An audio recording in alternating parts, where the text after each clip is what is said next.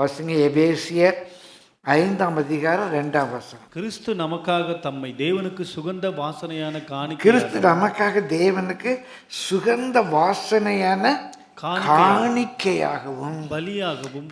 எது சுகந்த வாசனை? நம்ம கொடுக்கிற காணிக்கை.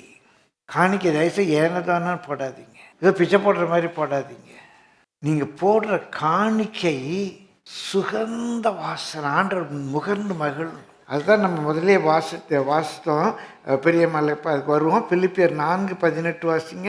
எல்லோரும் எல்லாம் எனக்கு கிடைத்தது, பரிபூரணம் உண்டாயிருக்கிறது, உங்களால் அனுப்பப்பட்டவைகளை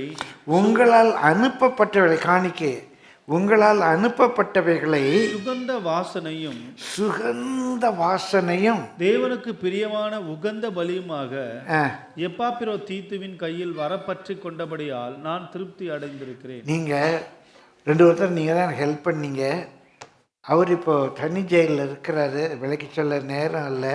பிரியமானவரில் ஒரு ஹவுஸ் அரெஸ்டில் இருக்கணும்னா அந்த நாட்களில் பெரிய தொகை கொடுக்கணும். காமன் ஜெயிலில் இருக்குது வேறு, இவர் ஹவுஸ் அரெஸ்டில் வச்சுருக்குது. ஒரு நாளைக்கு பிரியமானவர்களே 4 செக்யூரிட்டி போடி 3 ஷிஃப்ட்டு 12 செக்யூரிட்டி போடுவாங்க. அந்த 12 செக்யூரிட்டியோட சேலரி கொடுக்கணும். இன்னும் கவர்மெண்ட்டுக்கு ஒரு பணம் பெரிய அமௌண்ட். இவர் ஹவுஸ் அரெஸ்டில் இருந்தனால தான் இத்தனை நிருபங்களை அவர் எழுத முடிந்தது.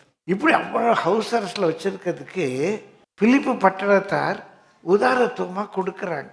அதை சொல்லும்போது அவர் சொல்கிறாரு, உங்களுடைய காணிக்கையை நீங்கள் உங்களால் பெற்றுக்கொண்டதை கர்த்தருக்கு சுகந்த வாசனையாக அதை நான் பெற்றுக்கொண்டேன். அது சுகந்த வாசனையாக தேவனுக்கு பிரியமான உகந்த பலியாக எப்பாப்பிராத்துடைய கையில் நான் பெற்றுக்கொண்டேன்கிறார். கேட்பேங்கிறார், ஆண்டவர் கேட்பார். நீங்கள் கொடுக்குற முதற் பலன்கள் ஏன்? அதனால் நம்ம கர்த்தரை கனம் பண்ணுகிறோம்.